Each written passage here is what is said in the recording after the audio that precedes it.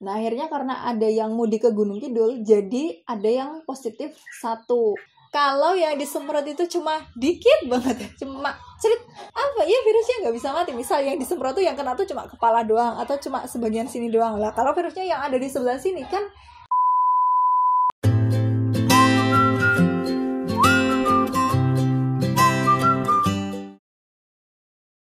Hai, assalamualaikum, welcome to Paradesi Channel, be better from a channel.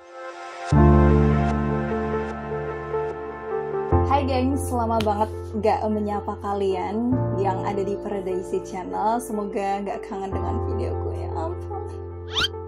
Jadi karena sekarang kan lagi hits banget di rumah aja alias work from home. Jadi aku work from home juga, padahal biasanya juga work from home.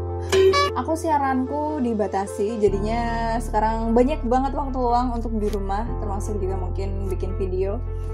Dan di video kali ini aku mau bahas soal kesalahan-kesalahan yang terjadi saat wabah corona. Ya mungkin ini lebih ke opiniku juga sih, karena yang dikatakan salah sama benar itu kan tergantung di mata manusia kayak gimana gitu kan. Tapi aku berusaha seobjektif mungkin untuk ngasih pendapatku. Jadi di musim corona ini, menurutku ada beberapa kesalahan yang dilakukan oleh masyarakat Indonesia terutama ya. Yang pertama adalah liburan. Udah jelas-jelas ketika diumumin ada 2 orang positif yang ada di Indonesia, tapi malah banyak orang yang memanfaatkan masa-masa yang diberikan oleh pemerintah untuk di rumah aja, justru malah untuk liburan. Contohnya itu yang terjadi di Jakarta itu kan malah banyak Jakarta apa Tangerang ya atau Banten, malah banyak orang-orang yang liburan ke pantai Carita, jadi keba istilah kayak gitu, penuh pantainya, jadi penuh gitu kan. Terus juga kalau di Jogja, aku juga sempet sih lihat beberapa bus pariwisata yang melintas di Jogja, padahal itu Indonesia tuh udah dinyatakan positif corona ada beberapa orang, tapi masih juga orang-orang pada liburan di Jogja. Ya mungkin itu kayak jadi momen yang berharga banget gitu loh, di saat mungkin padat-padatnya jadwal sekolah atau jadwal kerja, tapi ternyata terus dikasih waktu libur, akhirnya dimanfaatkan untuk berkumpul keluarga. Tapi sayangnya berkumpulnya itu di luar, dan itu tuh malah berpotensi untuk penyebaran virusnya itu jadi makin cepat gitu kan. Aku jadi keinget Itali ketika mereka juga awal-awalnya itu menyepelekan. Waktu itu kan udah ada yang positif di Itali, tapi ternyata orang-orang Itali itu ya masih menganggap remeh, cuma beberapa kayak gitu loh. Terus masih pada nongkrong lah, masih pada banyak yang keluar rumah, dan akhirnya kejadiannya karena mereka menyepelekan, banyak yang terkena juga kan. Bahkan sekarang kasusnya jadi kasus yang tertinggi dan dengan kematian yang wow banget. Meskipun kalau di persentase kematian di Indonesia itu termasuk tinggi, maksudnya dibandingkan dengan tingkat kesembuhannya. Tapi kalau jumlahnya, dari segi jumlah emang Italia itu yang paling parah kan. Ya kita berharapnya Indonesia jangan sampai kayak Italia. Itu yang pertama, liburan. Yang kedua adalah mudik. Jadi udah banyak himbauan untuk jangan mudik, jangan pulang ke kampung halaman dengan kondisi yang kayak gini. Kita nggak tahu kita bawa virus atau enggak. Mungkin pas di tempat, misalnya pas di Jakarta nih, kita negatif, kita nggak masalah. Tapi begitu di perjalanan kan siapa tahu yang namanya orang itu kan banyak, umpek-umpekan, apalah istilahnya, desak-desakan. Terus juga fasilitas umum kan kita juga nggak bisa menjamin itu steril semua gitu kan. Nah bisa jadi di perjalanan malah bisa kena virusnya itu, dan begitu pulang di kampungnya malah jadi menyebarkan virus itu. Ini yang banyak sih kejadiannya kayak gitu. Contohnya di Gunung Kidul itu kan ada sekitar awal-awal itu sekitar 1.000 pemudik balik ke Gunung Kidul. Nah akhirnya karena ada yang mudik ke Gunung Kidul, jadi ada yang positif 1. Padahal orang yang positif itu ternyata dia malah sempat rewang, istilahnya bantu-bantu hajatan kayak gitu. Nah kan orang-orangnya jadi pada geger kan, jadi pada heboh gitu kan di kampungnya. Belum lagi di Purbalingga juga ada yang dia perantau di Jakarta atau di Tangerang kayak gitu. Terus dia itu sebenarnya udah jadi pasien PDP, tapi karena dia udah ngerasa baikan, akhirnya malah pulang ke kampung Purbalingganya. Padahal pas dia posisinya pulang ke kampung Purbalingga, itu dia masih menunggu hasil tes labnya apakah positif atau negatif, tapi dia nekat pulang kampung. Nah, begitu dia udah di kampungnya, dia udah kontak dengan orang banyak, ternyata hasilnya positif, dinyatakan positif. Dah orang-orang juga pada heboh kan di situ. Ternyata dia positif corona, dan ya siapa tahu kalau dia udah kontak dengan orang banyak kan otomatis penyebarannya juga makin luas kan. Nah, itu yang ditakutkan tuh kayak gitu loh, gengs. Makanya dihimbau untuk jangan mudik. Ya meskipun aku sendiri punya dua orang temen yang dia dosen, ya kita bisa katakan dosen itu kan ya pinter lah, pasti tahu wawasan, tapi dia juga mudik. Nah, kita juga nggak bisa ngejudge langsung yang mudik tuh langsung nggak tahu aturan, nggak gimana-gimana. Ya nggak juga sih, maksudnya memang lebih baik nggak usah mudik, tapi ya di satu sisi mungkin kalau dia di perantauan, dia orang tuanya kangen, terus ngapain juga di perantauan, nggak ada kerjaan misalnya. Tapi ya kayak gitu, banyak alasan yang jadi pertimbangan dan akhirnya dia harus pulang. Nah, kalau memang kejadiannya kayak gitu, memang mengharuskan pulang atau mudik, yang pertama jaga kondisi. Misal di perjalanan sering-sering pakai hand sanitizer, terus selalu pakai masker, terus juga jaga jarak dengan orang. Walaupun kalau dipikir misal di kereta atau di bis gitu kan nggak bisa jaga jarak ya, tapi setidaknya antisipasi itu tadi, pakai masker, hand sanitizer, terus kalau udah pulang langsung ganti pakaiannya dicuci. Dan yang paling penting isolasi diri, itu benar-benar harus diterapkan isolasi diri. Soalnya kalau dia misalnya oke lah, dia ternyata terkena positif, tapi ternyata dia malah keluar rumah, terus kontak dengan orang banyak lah, itu kan kalau misalnya dia positif, dia jadi nyebar kan virusnya. Keluarganya juga kalau bisa tetap harus nggak kontak dulu sama keluarga, jangan salaman. Terus juga ya meskipun sama orang tua ya kan kita nggak tahu kita bawa virus atau enggak, makanya benar-benar harus jaga jarak, termasuk dengan keluarga dekat. Kalau bisa ya di kamar terus ya, maksudnya kalau mau aktivitas seperlunya aja, terus sering-sering bersihin tempat-tempat ataupun benda-benda yang sering dipegang. Kesalahan yang ketiga adalah nongkrong.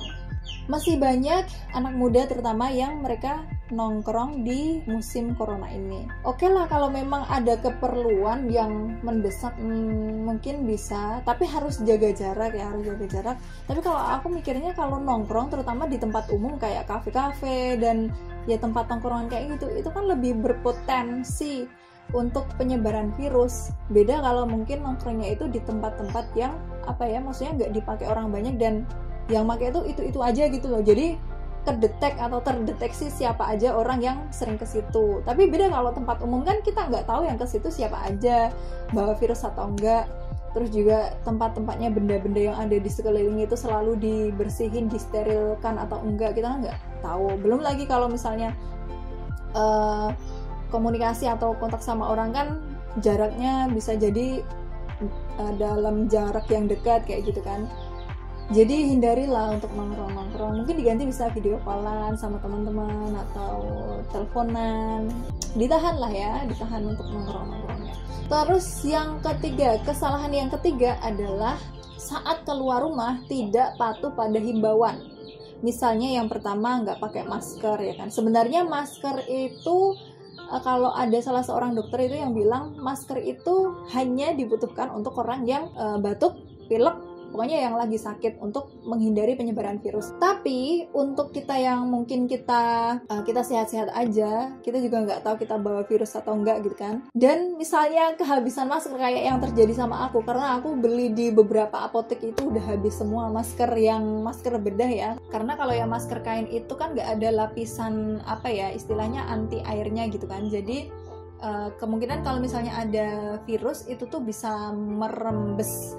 Ya meskipun ada penghalangnya gitu ya, tapi untuk efektivitasnya itu lebih efektif 90% kalau nggak salah itu masker bedah yang biasa ijo-ijo itu yang biasa dipakai. Tapi kan karena sekarang itu langka, jadi ya untuk antisipasi kalau memang yang nggak punya bisa pakai masker kain, tapi ya harus sering-sering dicuci. Nah yang pertama itu pakai masker ya kan. Yang kedua itu harus jaga jarak, benar-benar jaga jarak minimal 1 meter, kalau bisa lebih dari itu. Meskipun itu dengan teman deket ya, kita nggak tahu apakah kita yang bawa virus atau teman kita yang bawa virus, jadi kalau bisa tetap jaga jarak. Nah tapi kesalahan orang-orang sekarang itu, mereka karena ini temanku baik-baik aja kok, aku juga baik-baik aja, jadi nggak mungkin lah ada virus. Bahkan mungkin di kecamatanku atau di daerahku itu belum ada yang positif kok. Nah tapi kan kita nggak pernah tahu. Nah untuk antisipasi janganlah sampai menyepelekan seperti itu. Ya mungkin kalau dinilai ini emang kadang kita agak berlebihan gitu ya, dinilai sama orang berlebihan, padahal kita baik aja, daerah kita masih aman.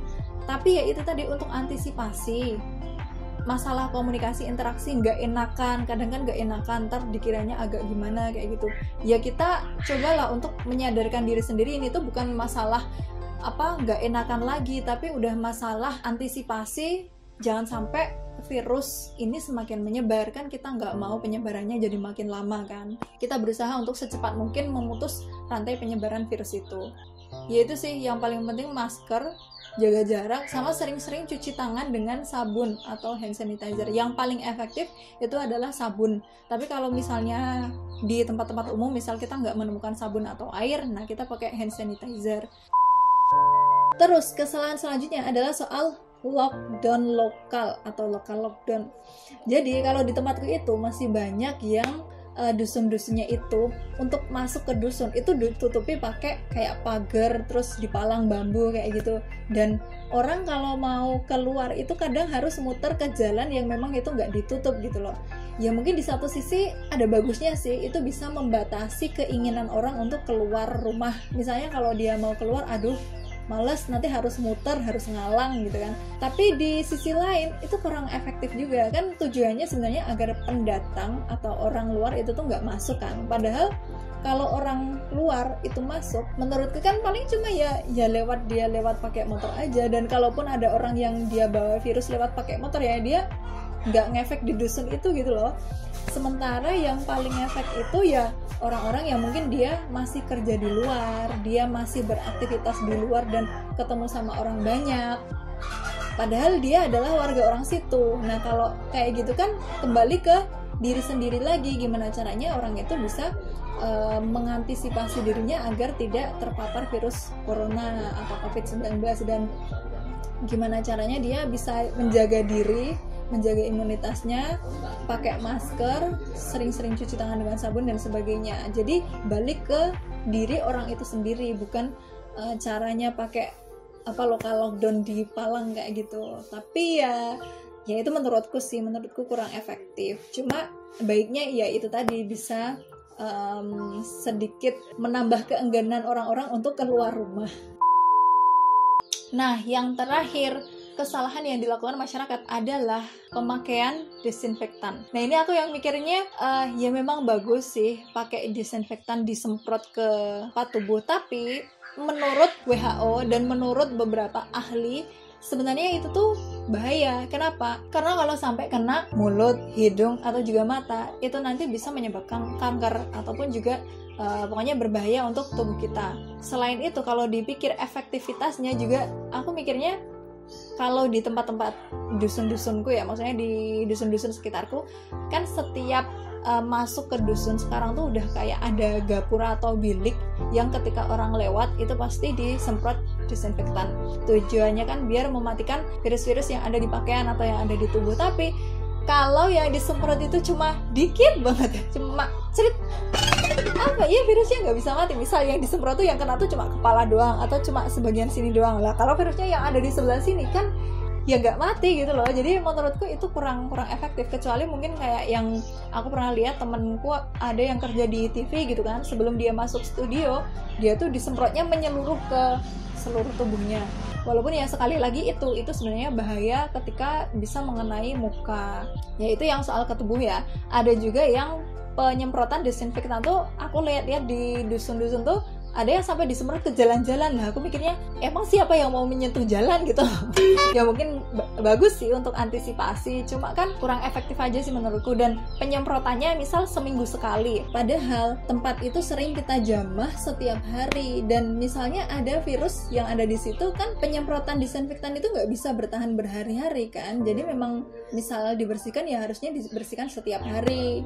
Dan yang sebenarnya yang efektif itu yang disemprot adalah benda-benda yang sering kita pegang, misalnya gagang pintu, terus tombol saklar, terus meja, pokoknya yang sering kita pegang. Nah, sementara kalau kita mau ngebersihin itu, kalau yang ngebersihin adalah massal, maksudnya satu orang terus ngebersihin sedusun, kan itu nggak efektif juga. Masa iya orang itu setiap hari mau ngebersihin perabotan rumah tangga di rumah-rumah orang, kan nggak mungkin. Jadi yang menurutku yang paling efektif untuk ngebersihin itu ya orang yang ada di rumahnya itu sendiri. Jadi nggak perlu yang massal. Kalau untuk yang massal mungkin kayak tempat-tempat umum kali ya, misal masjid, terus juga ya pokoknya tempat-tempat umum yang itu masih dipakai. Dan kesalahan yang terakhir adalah orang-orang keluar ketika nggak ada kepentingan apapun. Misal karena aduh bosan di rumah, akhirnya keluar rumah. Ya nggak apa-apa sih, misal keluar rumah terus cuma ke sawah doang tapi sendirian, maksudnya nggak sama temen, nggak kontak atau interaksi sama temen, itu nggak masalah.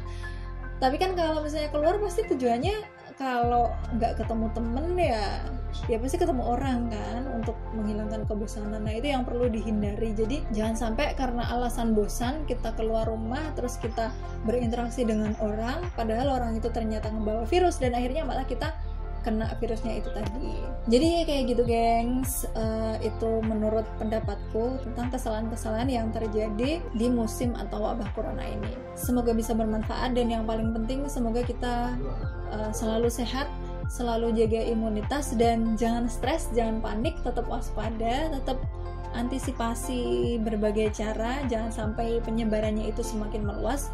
Dan yang paling utama, yang paling penting adalah jangan lupa berdoa di waktu-waktu mustajab untuk yang muslim, di salat tahajud, di setiap selesai salat, di setiap yang lagi puasa. Pokoknya jangan lupa untuk berdoa semoga wabah ini bisa segera berakhir, kematian yang disebabkan karena virus ini juga nggak banyak. Ya meskipun kalau dalam Islam sendiri kita tahu kalau kematian itu nggak ada apa-apanya di mata Allah. Maksudnya kematian itu hanya hal kecil gitu loh. Toh semua orang juga akan mati, entah itu cepat atau lambat. Tapi kan setidaknya kita berjuang untuk mempertahankan hidup. Kalau dalam Islam itu, dalam fikih juga itu diperintahkan kita harus bisa berjuang untuk mempertahankan hidup. Jadi nggak yang pasrah, langsung pasrah, benar-benar pasrah tanpa ada usaha kayak gitu, enggak. Kita diperintahkan untuk semangat untuk hidup, untuk semangat beraktivitas. Sekali lagi kita berdoa semoga badai ini cepat berlalu. Oke, gitu aja gengs, video kali ini cukup panjang tapi semoga bisa bermanfaat. Dan kalau kalian merasa video ini banyak manfaatnya, share sebanyak-banyaknya ke teman-teman kalian, ke story WA kalian, ke Instagram kalian.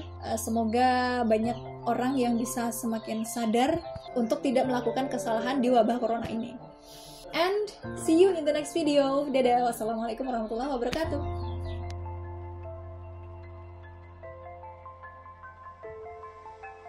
Dukung konten positif di YouTube.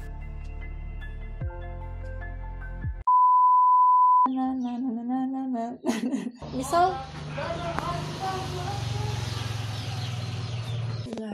Allahumma rabb hadhihi da'wati tammah wa salatil qa'imah